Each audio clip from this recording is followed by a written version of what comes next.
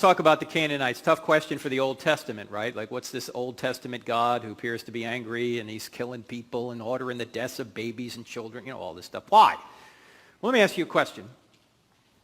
Normally atheists bring this question up, which is a good question, but I normally ask them, if they talk about an Old Testament atrocity, I'll ask them, you're an atheist, by what standard are you judging the God of the Bible? Because if there is no God, there's no objective standard. It's just your opinion. So for you to say the God of the Bible's evil, what do you mean by evil? Whoa, he murders people. Why is murder wrong if there's no God? Who said? You said? Oh, you're the moral arbiter of the universe now? No, you would need God in order to argue against God. You're stealing from God to argue against him. But you know what the atheist might say? He said, look, okay, fine. I don't have a standard, but you supposedly say your God is loving. Why does he do these things? That's a good question, right? So he flips it back on me. Okay. When God kills people in the Old Testament or any time, does he give reasons? Or does God just wake up like one day saying, Canaanites, I want them all dead? What's the answer? What are the reasons? What's been going on in the land of Canaan for 400 years? And God has been warning them. What are they doing?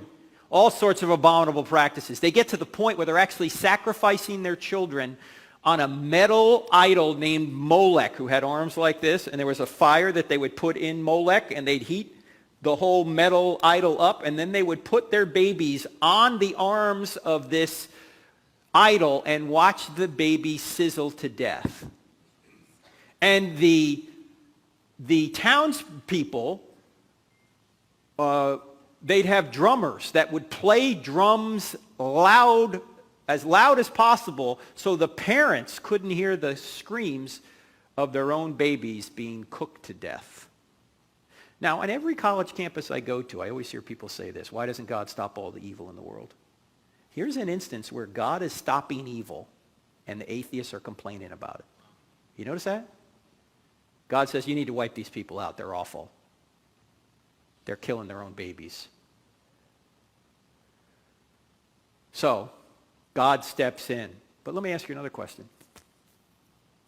Does God, when he kills somebody, does he murder them?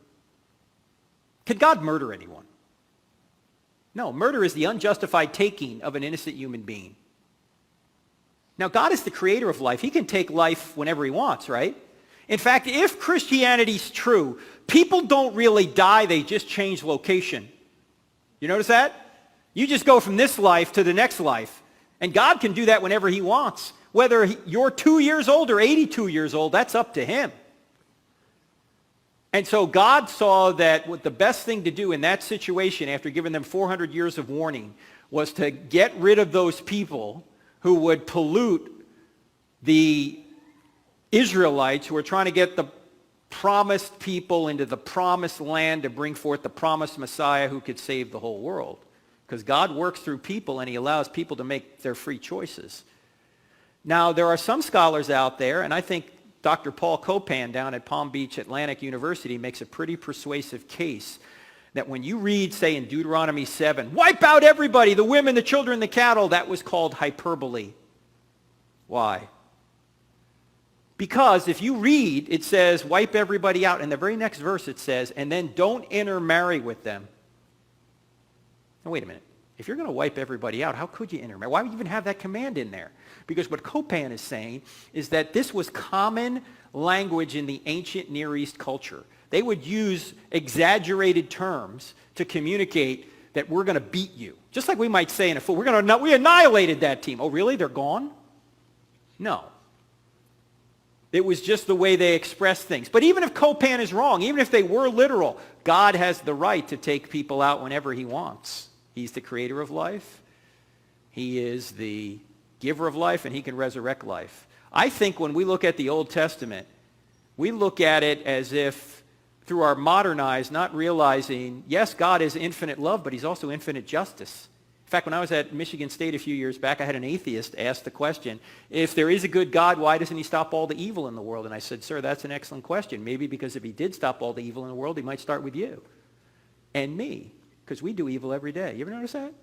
Whenever we complain about evil, we always complain about somebody else. Stop him, stop her. We never think of ourselves. Now, if you really want to go deep into this issue, we cover it a little bit in the book Stealing from God, but the other book you want to get is God a Moral Monster by Paul Copan. Is God a Moral Monster by Paul Copan. Remember, the bigger point is this. Without God, there's no ultimate standard. Everything's just a matter of opinion. So if you're going to argue against God, here's what an atheist can do. An atheist can't say, there's no God because the God of the Old Testament's evil. What he can say is, okay, I'm no longer an atheist, I'm a theist, but the true God is not the God of the Bible. That would be a fair position to take, but then he would have to deal with all the evidence that shows the God of the Bible is the true God. So the atheist has a tough time here. You may think it's a problem for the Christian. No, it's much more of a problem for the atheist.